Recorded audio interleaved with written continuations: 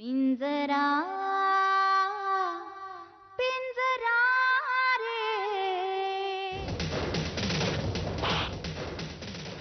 मला कशाला मारताय? यानं सुपारी दिली, तू घेतली. अहो घेतली नाही ना, काय करू ते कळलं नाही म्हणून तर तुम्हाला घेऊन इथे आलो. अशा सुपारी देऊन इष्ण्याला मारता आला असता, कवाच मारला असता मी त्याला. त्याला म्हणावं मी एका मोठ्या शार्प शूटरला सुपारी दिली, तो त्याला येळ मिळेल तेव्हा इष्ण्याला मारणार आहे. अरे या घरचा जावई असला म्हणून काय झालं?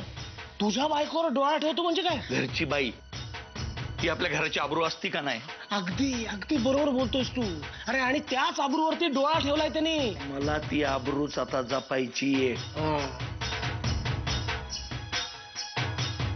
त्यावेळी जर त्यांनी काही केलं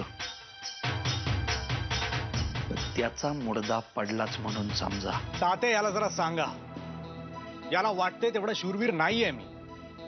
हे बघा चिरंजीव, त्याचं का मला कोणी काही समजवण्याची गरज नाहीये. मला जो माणूस माझ्या आयुष्यात नकोय त्याला कसं बाजूला करायचं हे मलाही माहिती. तिथं माझ्या पायी सुंदरचा जीव चाललाय आणि त्याला मदत करण्यापरीस तुला माझीच परीक्षा घेण्यात रस आहे.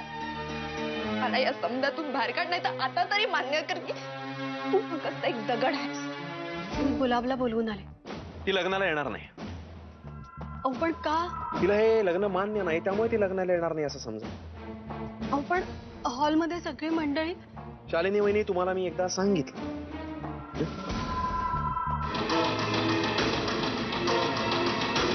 खरंच की नवरदेव कुठे गायब झाले? का यावेळी विष्णू पळून गेला कोणाबरोबर? काहीतरी अभद्र काय बोलताय तुम्ही? चला चला, नवऱ्या मुलीला लवकर बोलवा आणि तुम्ही सुद्धा लवकर तयार व्हा. एक मिनिट, गुलाब बहिणी कुठे? तुला तुझ्या नवऱ्याला प्रेमानेच जिंकावं लागणार आहे. मला नाही वाटत असं कधी घडेल.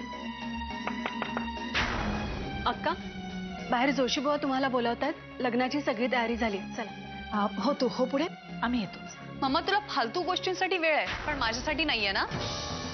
मी लग्नासाठी आलेली नाहीये, मी इथे तुला भेटायला आली आहे. आणि तुला जर का कोणाचं लग्न लावायचं असेल तर खुशाल लावू शकतेस. मला त्याच्याशी काही घेणं देणं नाहीये.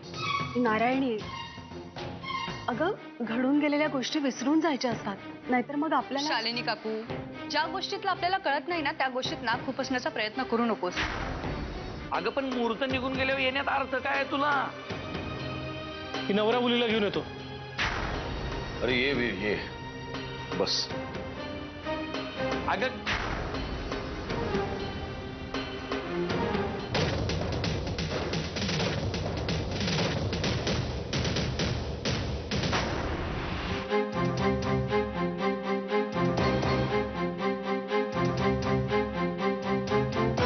गोरख साहेब, अहो तुम्हाला नवऱ्या मुलीला आणायला सांगितलं, तुम्ही कोणाला घेऊन आलात? जोशी बुवा हो, काही काय एवढी? अरे तू आनंदीला घेऊन येणार होतास ना?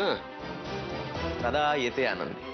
अरे तिचंच लग्न आहे ना आज, मग तिला यावं तर लागणारच आहे. पण त्याआधी आपण जरा थोडा वेळ या सुंदरशी गप्पा मारूया. गोरख, काय बोलतोयस काही कळत नाहीये मला. हे बघ, उगीच काहीतरी विचित्र बोलून शुभ कार्यात विघ्न आणू नकोस रे बाबा. दादा कसं आहे, आपण जर या सुंदरशी बोललो असतो ना तर तुला सगळ्या गोष्टींचा उलगडा झाला असता. आता तू म्हणतोयस म्हणून मी आनंदीलाही बोलवतो. आनंदे. अरे च्या, या कपड्यात ही लग्नाला बसणार आहे की काय? अरे पण हे सगळं नाटक मी नाही सुरू केलंय. हे नाटक आपल्या अक्का साहेबांनी सुरू केलंय. हे बघ गोरख, काय बोलतोयस काही कळत नाही. जरा आम्हाला कळेल असं बोलशील का? जोशी बुवा, तुम्ही जरा बाहेर जा ना. मी तुम्हाला थोड्या वेळाने बोलवतो परत. जोशी बुवा, मी काय सांगितलं ते ऐकू आलं ना? जरा जा ना बाहेर.